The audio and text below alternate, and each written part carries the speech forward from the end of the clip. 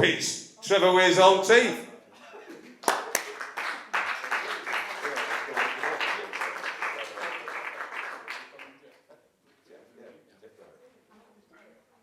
There's going to be some counselling now. He's going to go to jail.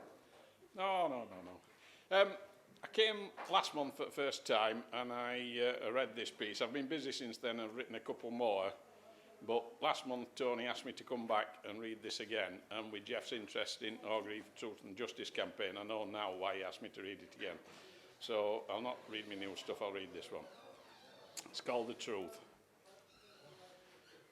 Before her time, she'd seen the White Lord suffer a defeat, so the Ice Witch swore that she'd prevail and she would not be beat, and so the boys in blue she paid, and her private army it was raised. Instead of them upholding laws, they helped the Ice Witch fight her wars, and the country was betrayed. The strikers all were gathering to picket Orgreave steel, but MI5 did infiltrate, their plans had been revealed. The mood at first light-hearted, as some did sport and play, but that would change and blood would spill before they left that day.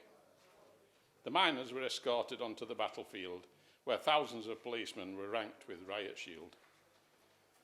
Led down by their leader in his US baseball cap, with dogs and men on both their flanks, they walked into the trap. With only one side fully armed, when to the field they went. Make up your mind, which one of them had violent intent. If they only went to keep the peace, their actions being approved, why did they feel it necessary their insignia be removed? With the arrival of the lorries, the miners tried to push, but the line held firm as everyone surged forward in a rush. The cavalry were then called in, and on the miners charged. With clubs they bludgeoned naked heads, as through the ranks they barged, with truncheons swinging as they rode. The miners all were battered, and from this bloody onslaught were driven back and scattered. The police, though faced with no more threat, continued to attack. The defenceless miners were forced then to fight back. They armed themselves with bricks and sticks and stones of any kind and hurled them at their tormentors wherever they could find. With casualties on both sides, the fighting died away as each side recovered wounded comrades from the fray. The bloody miners left the field to fight another day. But no sooner had the masses left and the battlefield gone quiet, the snatch squads arrested 95 and charged them all with riot. The Ice Witch then pressed Auntie to cover up the deed, and her stated values were cast aside when Auntie did accede. That night, the witch, she cast a spell, and time it was reversed, and what began became the end, and what came last was first. The nation saw an angry mob throw missiles at police, whose cavalry were then compelled to try and restore peace. From then on, the top brass thought they owned everything they saw and were answerable to no man. They were above the law. Above the law, as we shall see, much more as time it passes, the boys in blue hide their mistakes and blame it on the masses. Redactions, alterations, their leaders rule by fear.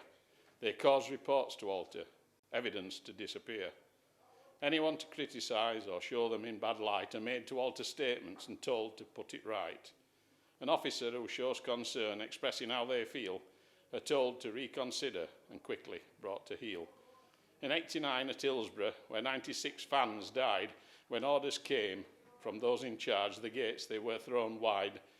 They covered up their errors. The blood was on their hands. Instead, they swore the gates were forced and blamed it on the fans.